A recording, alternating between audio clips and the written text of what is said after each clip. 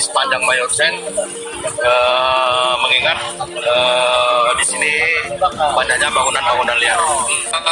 Hari ini ada 100 persil, yang kita bersihkan, dan ini sudah memenuhi syarat dari SUP. Sudah dibuatkan surat 3 kali. Yang ketiga kita beri jeda lagi 1 kali 24 jam agar kiranya membersihkan sendiri lokasi-lokasi yang terdata di tempat kita. Ini peruntukannya jalan besar, jalan raya, sering macet.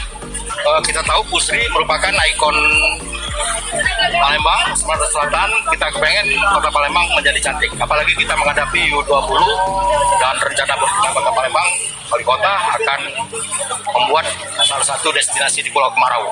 Tadi sempat ada 1-2, tapi nggak jadi masalah, karena masyarakat sudah mau tertib.